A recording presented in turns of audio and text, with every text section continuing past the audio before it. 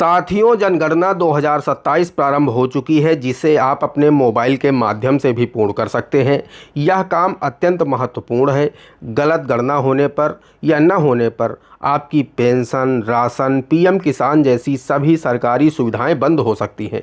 तो आइए हम आपको मोबाइल के माध्यम से स्वगणना करके दिखाते हैं कि आप स्वगणना 2027 का फॉर्म कैसे फिल कर सकते हैं। उसके बाद आपको जो स्वगणना का नंबर मिलेगा, स्वगणना प्रपत्र संख्या, उसे आपको कहां पर देना है, इसे आप कब तक कर सकते हैं, कैसे आप बिल्कुल सही तरीके से स्वगणना फॉर्म ऑनलाइन भर सकते हैं, आज के इस वीडियो में हम आपको बिल्कुल लाइव दिखाने वाले हैं, ताकि आपसे कोई गलती ना हो। आप बिल्कुल सही और बिल्कुल आसान भाषा में हम समझाएंगे, ताकि आप लोग अच्छे तरीके से स्वगणना फॉर्म 2027 फिल कर पाएँ।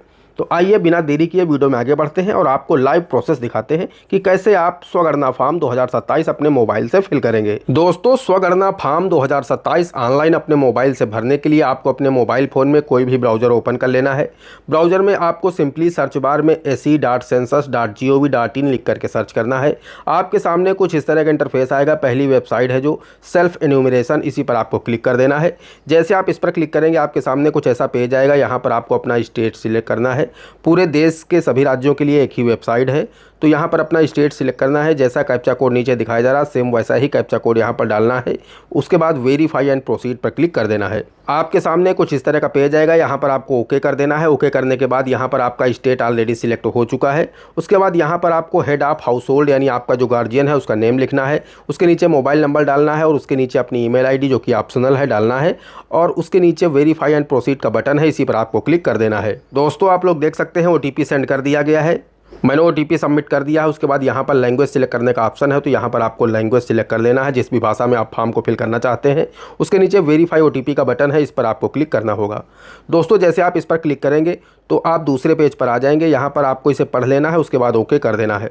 अब दोस्तों, यहाँ पर आप लोग देख सकते हैं आपका जो स्टेट है वो ऑलरेडी सिलेक्टेड है। उसके बाद आपको ज़िला सिलेक्ट करना है, पिन कोड अपना डालना है और नीचे यहाँ पर आपको ग्राम, नगर, स्थान, होम। तो यहाँ पर आपको अपना सबसे पहले स्टेट डालना है, विलेज डालना है और उसके बाद डिस्ट्रिक्ट डालना है। इस तरह से आप डालेंगे तो फिर उसके बाद आपका जो गांव है, आपकी जो एग्जैक्ट लोकेशन है, या अगर आप शहर में रहते हैं तो आपको अपना मोहल्ला डालना है, शहर का नाम डालना है, तो वो लोकेशन आ जाएगी। थोड़ा वेट करना होगा 2-4 सेकंड। दोस्तों, आप लोग देख सकते हैं लोकेशन मैंने जो डाली है वो फेच होकर के आ चुकी है, तो इस पर आपको टिक कर देना है। जैसे आप इस पर क्लिक करेंगे, अब यहाँ पर ओके का जो बटन है इस पर आपको क्लिक करना है। अब दोस्तों, आपका जो ये मैप आपके सामने ओपन हो जाएगा। अब यहाँ पर इसे आपको ड्रॉप डाउन करते हुए 2 उंगलियों के सहारे से यहाँ पर आपको अपने होम पर ले जाना है, इस कर्सर को। और होम पर ले जाने के बाद ये आप 2 उंगलियों से ले जाएंगे। ये देखिए, मैंने बिल्कुल सटीक लोकेशन पर अपने इसे कर दिया है। अब यहाँ पर इसे ओके कर देंगे आप, और उसके बाद स्थान नीचे आप देखेंगे, स्थान की पुष्टि करें, इसी पर आपको क्लिक करना होगा। दोस्तों, मैंने यहाँ पर ओके कर दिया है। अब मैं स्थान की पुष्टि, ये बहुत ज़रूरी पॉइंट है, इसे आपको बहुत ही गंभीरता से देखना है और बिल्कुल सही तरीके से करना है। आपको इसे अपने मोहल्ले या अपने विलेज में ले जाना है।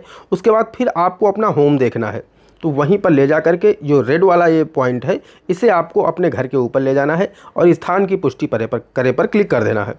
अब जैसे आप इतना कर देते हैं, उसके बाद स्थान की पुष्टि आपकी हो चुकी है। अभी नेक्स्ट पेज आपके सामने ओपन होगा। आप लोग देख सकते हैं नीचे सहेजे और आगे बढ़े का विकल्प आ चुका है, तो इसी पर आपको क्लिक कर देना है। एक बार फिर से आपसे कह रहा है कि आप अपनी लोकेशन की पुष्टि मतलब ओके कर चुके हैं। क्या आपने बिल्कुल सही लोकेशन सेट की है? क्योंकि इसे आप बाद में बदल नहीं पाएंगे।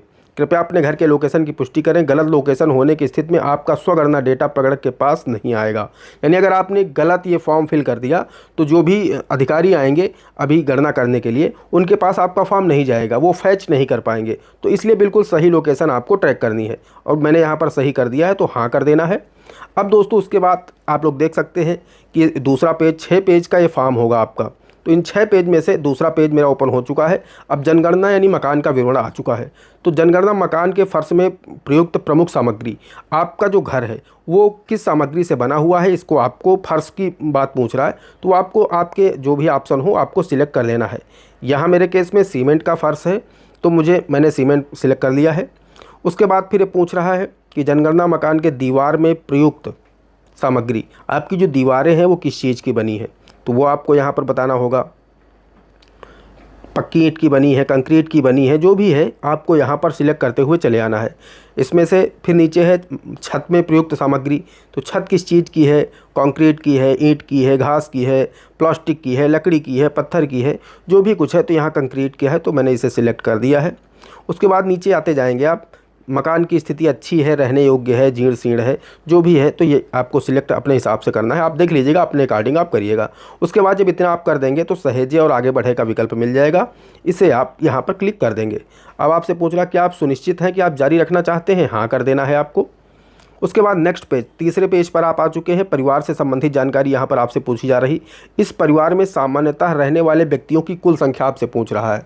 अब इसमें चाहे 1 महीने का बच्चा हो या 70 साल का, 90 साल का, कोई भी बुजुर्ग हो, आपको टोटल अपने घर के मेंबर की काउंटिंग करनी है कि कितने लोग इस घर यानी परिवार में रहते हैं, तो उनकी संख्या आपको यहाँ पर लिखनी होगी।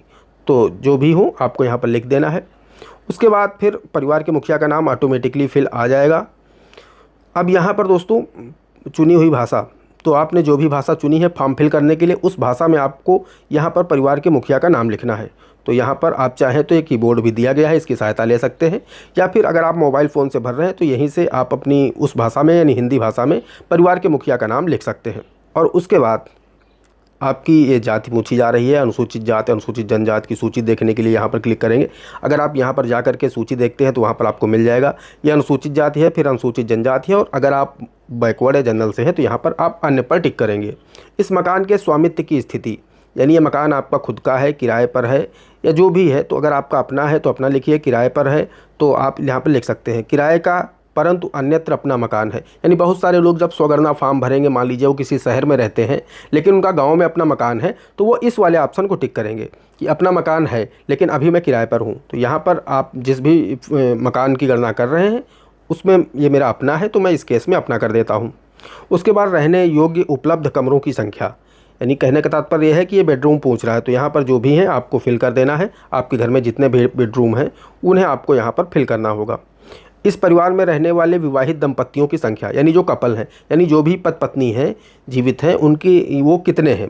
यानी अगर पति पत्नी हैं, अब मान लीजिए आपकी माता पिता हैं तो 1 हो गया, आपके बड़े भाई हैं तो भैया भाभी हो गए तो 2 हो गए, या आपकी शादी हो चुकी है, आप पति पत्नी है तो 3 हो गए। तो इस तरह से आप देख लीजिए कितने जोड़े हैं, तो वो आपको यहाँ पर संख्या डालनी होगी।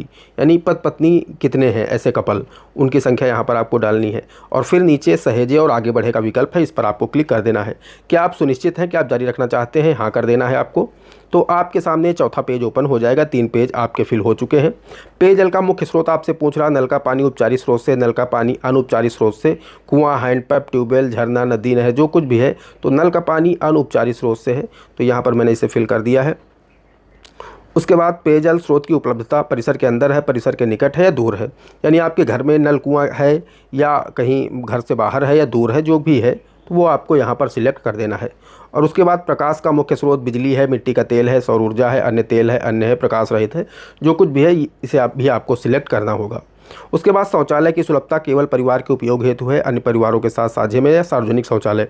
आप जहाँ भी शौचालय का प्रयोग करते हैं तो वो आपका खुद का है या कई परिवार मिलकर के उसमें साझा करते हैं, या किसी सार्वजनिक शौचालय में आप जाते हैं, तो आपको सिलेक्ट कर लेना है अपने हिसाब से। ज़्यादातर लोगों में केवल परिवार के उपयोग हेतु ही लोगों के पास है, चूँकि सरकार ने सभी को ये दे रखा है, तो इस पर आप टिक करेंगे। शौचालय का प्रकार आपसे पूछ रहा है, फ्लैश फॉर फ्लैश शौचालय निम्न में से जुड़े हैं, पाइप सीवर पद्धति के है, सेप्टिक टैंक है, अन्य पद्धति से है, तो जो भी है आप उसे सिलेक्ट करेंगे, किसी भी नाली से नहीं, तो ये आपको सिलेक्ट करना है। उसके बाद परिसर के अंदर स्नान सुविधा की उपलब्धता, स्नान गृह है, छत के बिना अहाता है या नहीं है, जो कुछ भी है आपको सिलेक्ट अपने हिसाब से करते चलना है। आपके घर की जो भी व्यवस्थाएं हैं उसे आपको देखना है। रसोई घर और एलपीजी पीएनजी गैस कनेक्शन की उपलब्धता, एलपीजी पीएनजी गैस कनेक्शन उपलब्ध है या नहीं है, जो कुछ भी है आपको लिखना है। उसके बाद नीचे है खाना पकाने के लिए प्रयुक्त मुख्य ईंधन, जलाऊ लकड़ी, फसल का अवशेष, उपला, पक्का कोयला, मिट्टी का तेल, एलपीजी पीएनजी, तो जो भी है आपके केस में उसे आप सिलेक्ट कर लीजिएगा। और नीचे सहेजे और आगे बढ़े का बटन है, इस पर आपको क्लिक कर देना है। उसके बाद दोस्तों आपके सामने next page 5th page open हो जाएगा। परिवार द्वारा धारित परिसंपत्तियाँ, तो यहाँ पर आपसे पूछा जा रहा है कि आपके पास रेडियो ट्रांजिस्टर है, हाँ परंपरागत रेडियो सेट है, मोबाइल स्मार्टफोन पर रेडियो सेट है, अन्य किसी उपकरण पर है या नहीं है, तो आपको सिलेक्ट करना होगा अपने हिसाब से। टेलीविज़न है आपके घर में, नहीं है, दूरदर्शन मुफ्त डिश वाला है या अन्य DTH डिश है, केबल कनेक्शन है, अन्य कोई है या नहीं है, जो कुछ भी है आपको सिलेक्ट करना होगा। उसके बाद इंटरनेट सुविधा के विषय में आपसे पूछा जा रहा है कि आपके घर में लैपटॉप कंप्यूटर में है, मोबाइल स्मार्टफोन में है, किसी अन्य उपकरण डिवाइस में है, तो यहाँ पर आपको सिलेक्ट करना होगा। उसके बाद लैपटॉप कंप्यूटर के विषय में आपसे पूछ रहा है लैपटॉप कंप्यूटर है या नहीं है, तो वो आपको टिक करना होगा। टेलीफ़ोन और मोबाइल फ़ोन, स्मार्टफ़ोन, ये भी यहाँ पर आपको सिलेक्ट करना होगा कि आपके घर में है या नहीं है, या केवल लैंडलाइन है, केवल स्मार्टफ़ोन है, अन्य साधारण मोबाइल है। जो भी डिटेल्स हैं आपको अपने हिसाब से सावधानीपूर्वक उसे फिल करना है। साइकिल, स्कूटर, मोटरसाइकिल, तो साइकिल है, स्कूटर, मोटरसाइकिल, मोपेड या दोनों हैं, तो आपको फिल करते हुए नीचे चले आना है। कार, जीप, वैन जो भी है आपको फिल करना है। परिवार द्वारा उपभोग किए जाने वाले मुख्य अनाज, चावल, गेहूँ, ये आपको सिलेक्ट करना है। मोबाइल नंबर केवल जनगणना प्रयोजनार्थ, ये आपका नीचे मोबाइल नंबर रहेगा। सहेजे और आगे बढ़े पर आपको क्लिक कर देना है, हाँ कर देना है।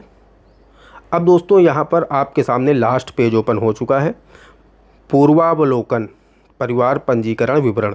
तो यहाँ पर आपको देख लेना है, ये डिटेल्स एक बार आपको चेक कर लेनी है।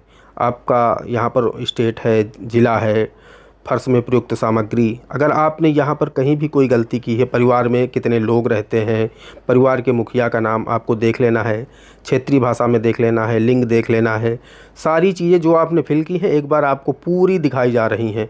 अब यहाँ पर पुष्टि करें का विकल्प दिख रहा है नीचे, और सबमिट करें, ड्राफ्ट के रूप में सेव करें, संशोधन के लिए वापस जाएं। अगर आप अभी इसे सबमिट नहीं करना चाहते तो ड्राफ्ट के रूप में इसे सेव कर सकते हैं। अगर कोई गलती है तो संशोधन के लिए वापस जाए पर क्लिक करके आप उसमें कोई भी कुछ करेक्शन करना चाहते हैं तो कर सकते हैं। लेकिन पुष्टि करें और सबमिट करें पर अगर आप क्लिक करते हैं तो अब आप ये फाइनल सबमिट होगा, इसमें कोई भी आप करेक्शन नहीं कर पाएंगे। तो मैं पुष्टि करें और सबमिट पर क्लिक कर देता हूँ, चूँकि मुझे कोई भी करेक्शन नहीं करना है। आप लोग एक बार फिर से देख सकते हैं, यहाँ पर नोटिफिकेशन आ रहा है कि अंतिम बार सबमिट करने के बाद सबमिट किए गए डाटा में कोई भी बदलाव संभव नहीं होगा। क्या आप आगे बढ़ना चाहते हैं? मैं हाँ कर देता हूँ। जैसे आप दोस्तों हाँ करेंगे, आप लोग देख सकते हैं आपकी स्वगणना पहचान संख्या यानी ESI ID आपके सामने आ चुकी है। मैंने यहाँ पर इसे थोड़ा ब्लर कर दिया है। जब भी आपके घर आपको एक मोबाइल फ़ोन पर आपके ईमेल ID पर भी मैसेज प्राप्त हो जाएगा, ये स्वगणना जो पहचान संख्या है ये आपको मिल चुकी होगी। अब दोस्तों इसका स्क्रीनशॉट लेकर के आप रख लीजिए, इसका प्रिंट निकाल करके रख लीजिए। जैसे ही आपके घर पर जनगणना के अधिकारी आएंगे आप उनको अपना ये स्वगणना पहचान संख्या देंगे। जैसे ही वो आपने डिटेल अपनी डालेंगे सिस्टम में तो उनका जो आपका डेटा है वो पूरा फैच हो जाएगा और वो उसे वेरीफाई कर देंगे। अगर कोई भी करेक्शन करने लायक होगा तो उस समय भी आप उनसे करा सकते हैं। अब आप इसमें कोई भी करेक्शन नहीं कर सकते। तो इस तरीके से दोस्तों सिर्फ 5 मिनट में आप बहुत आसानी से स्वगणना प्रपत्र भर सकते हैं और इसमें कहीं पर भी कोई गलती आपसे नहीं होगी, तो आप निश्चिंत हो जाएंगे। ये पहला चरण पूरा हो चुका है। दूसरा चरण जो शुरू होगा वो 22 मई से शुरू होगा, 20 जून तक रहेगा। तो दूसरे चरण में जनगणना होगी। अभी तक ये मकान का सर्वे ही था और आपकी जो सुख सुविधाएं हैं उसका सर्वे था, वो हो चुका है और ये पता कर लिया गया है कि इस घर में कितने लोग रहते हैं।